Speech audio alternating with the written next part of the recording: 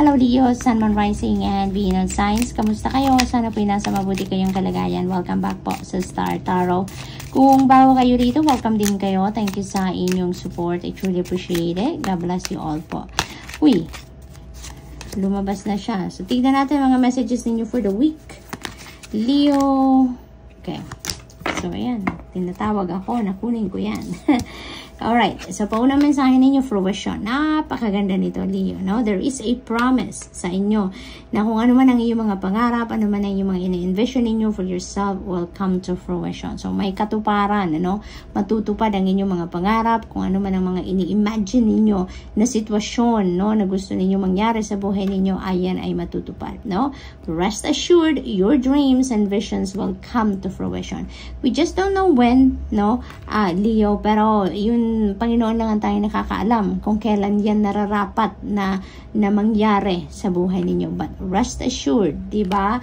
Rest assured na mangyayari at mangyayari, kung ano man ang mga pangarap ninyo, mangyayari yan sa buhay ninyo. Dadating at dadating sa buhay ninyo. Kaya, you have nothing to fear, you have nothing to worry about. Just continue on with what you are working. Just continue on to reach for the stars, because there will be support dito na ipapadala sa inyong divine universe. Surrender. Ayan. Surrender your need to control the outcome. Just be with life in the present moment. Ayan. So, ito din ang panawagan sa inyo, no? Na mag-surrender na lang tayo. Because when we do, no, mapapansin din ninyo, Leo, na when we surrender to the natural ebb and flow of life, mapapansin ninyo, kay gaan-gaan lang ng journey natin. Kahit may mga problema dumadating, kay gaan lang din, ano, lumilipas lang din ang mga araw, lumilipas ang panahon, na magaan lang ang pakiramdam natin, even though may mga problema tayong pinagdadaanan, no? Parang may katulong tayo sa pagbuhat ng ating mga burden sa buhay. Hindi ba? That's what happens when we surrender. That's what happens when we offer, no, to God lahat ng mga concerns natin sa buhay. Hindi ba? Kaya ito, no, sinasabi sa inyo, i-surrender nyo na yung control over the outcome ng kung ano man ang mga gusto ninyong mangyari, no? Kasi in the first place naman, di ba? Kahit gustong-gusto natin mangyari ang isang bagay, if it's not meant to happen, or if it's not meant to happen yet, no, or if it's not for our highest good, hindi rin mangyayari. Hindi ba? Kaya mas maigi na lang na mag-surrender na lang tayo sa divine universe, no? Sumunod na lang tayo sa agos ng buhay, sumunod tayo na lang sa gabay, no? Sa divine guidance na binibigay sa atin ng divine universe, because it will lead us to where we need to be, diba?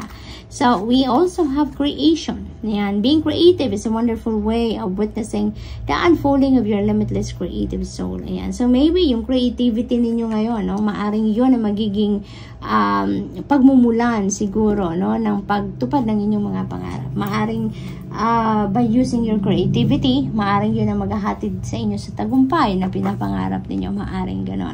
But definitely dito, no, you are going to create something. You're going to start something new dito sa buhay ninyo. Maaring bagong project yan, bagong trabaho, mga ganon, no? So, let's see what else.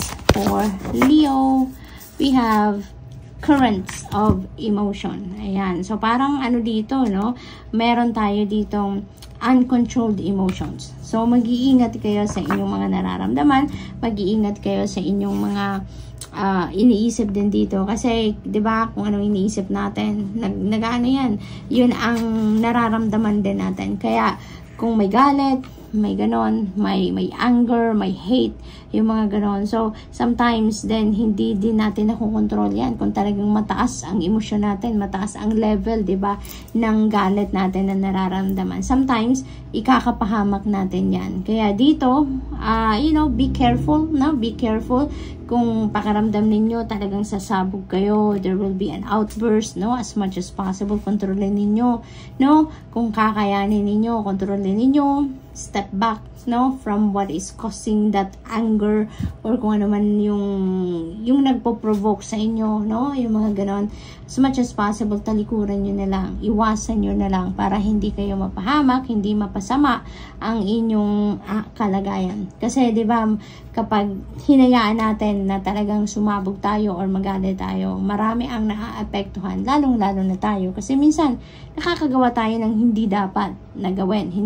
May mga nangyayari na hindi dapat mangyari. And in the end, pagsisisihan natin. Diba? Kaya, minsan, pag may mga ganyang sitwasyon, sa pakiramdam ninyo, alam nyo naman kung ano ang kapasidad ninyo, at alam nyo naman kung ano nagiging reaction ninyo, ano nangyayari sa inyo kapag magagalit kayo, or ano kung galit kayo, anong mga nasasabi, diba?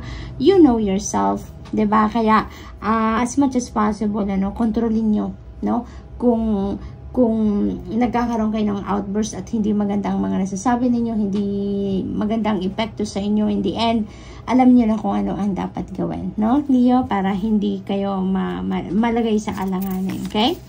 Archangel Phanuel, ayan, there is hope, there's optimism, there's new beginnings. So definitely talaga, meron kayong sisimulan ditong mga bagong ganap sa buhay ninyo. Tulad ng creation energy natin, di ba? Yung sabi ko kanina na maaaring meron kayong sisimulang bago dito sa buhay ninyo, and maaaring gagamitin nyo dyan ang inyong creative prowess, ang inyong creativity, Maaaring mga bagong proyekto yan, bagong trabaho, bagong negosyo, mga bagong endeavor, that is going to highlight your creativity. Maaring ganon. Soulful appreciation, heartfelt gratitude, ayan. So, it feels like this is, this is a very important reminder para sa inyo na magkaroon kayo or mag-practice kayo ng gratitude attitude at all times, regardless kung gaano kalaki, gaano kabigat, o gaano kagaan, ang mga biyayang dumadating sa inyo, regardless of that, amount, kung mga ganon, lagi at lagi tayong magpapasalamat. Lagi kayong magpapasalamat. Always be grateful for everything that you receive, everything that you have in your life, Dahil kapag nagpapasalamat tayo lagi, when we are always grateful for anything and everything that comes into our lives, nagbubukas tayo dito ng floodgates of abundance. Nagbubukas tayo ng isang malaking pinto para sa mas maraming biyaya, mas maraming prosperity and abundance into our lives. Okay? So, tingnan natin kung ano pa para kay Leo. We have 7 of Wands. Ayan. So, there may be challenge dito na mangyayari or parating sa buhay ninyo, And you may need to activate your courage and inner strength to be able to overcome that challenge. Maaring ito yun, yung currents of emotion na yan, maaring yan ang challenge ninyo on how you're going to deal with that situation, or how you're going to control your feelings and emotions, how you're going to navigate that exact situation sa buhay ninyo, So, maaaring yan ang challenge ninyo, okay? So, kailangan ninyo magpakatatag, tibayan ninyo ang inyong loob, lakasan ninyo yung inyong disiplina sa sarili ninyo, okay?